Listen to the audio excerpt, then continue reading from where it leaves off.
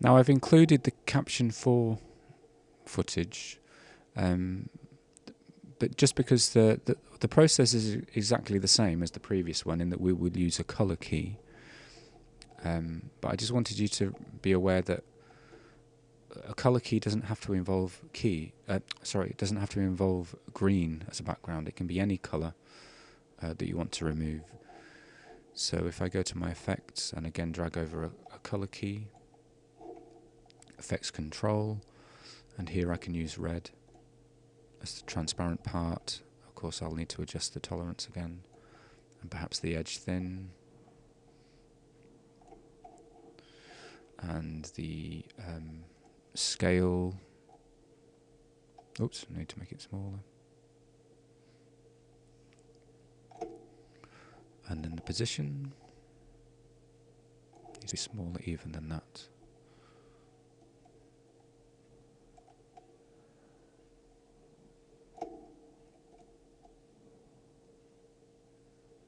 There we go. Somehow I managed to pause the video on the daftest expression each time. So let's see how this looks. Okay, happy with that. So you could be inventive, you could use any kind of video footage, anything that has contrast, anything that has shape. Even if you use the built-in titler to create the letters, maybe you'll video some other kind of ornate curve or band or animated blob that could rotate or appear behind the background of your text. Whilst we're here, it's perhaps a good idea to look at some of the kind of animation settings for this graphic. If I press the down key to go to the beginning of my graphic, perhaps what I can do is I can animate the scale. So if I click on the stopwatch here for scale, this creates a little keyframe at the beginning of this clip. If I press down again, I can click again on this keyframe marker and to create an end keyframe. But I'll just put a keyframe somewhere near the beginning as well. So I have 3 keyframes. 1, 2, 3. These little arrows will navigate between the keyframes. First keyframe, second keyframe, final keyframe. Now the reason that I've created 3 is that perhaps what I can do is I can adjust the scale or the position of the first instance, the first keyframe. So if I scale the text up to a ridiculous size, I'm going to just type in 2000.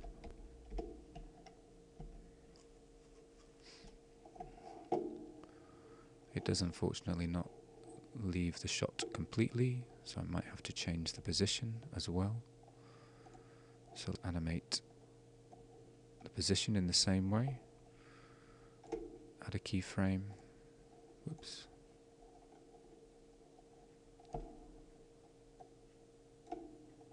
Keyframe. Add a keyframe. So we'll change the position as well as the scale on the first one. So let's just move this out of the way so that we see some empty space. But I'm only doing this on the first keyframe. There we go. So now what we hopefully will see is that the graphic will animate from outside the boundaries of the frame and then kind of stamp in to the shot. Let's have a watch.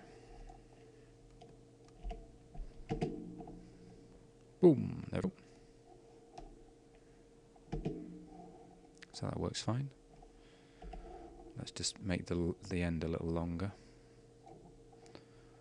And I want to just make the stamp a little slower. I can reposition those 2 keyframes. And we'll render.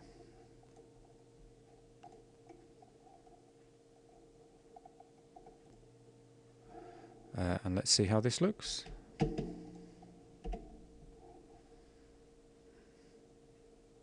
Boom.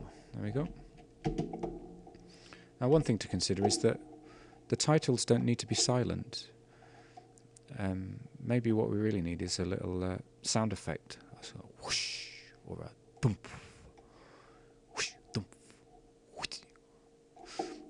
Something not that we're going to perform with our mouths, but that we can source from like CD websites, sound effect websites or sound effect CDs. So think about the whole multimedia experience. If letters are going to appear one by one, then maybe we need like some kind of typing sound effect or something like that. Nothing that's going to distract us from what the interviewee is saying, but something that's going to just give some dimension to the words that we see on screen.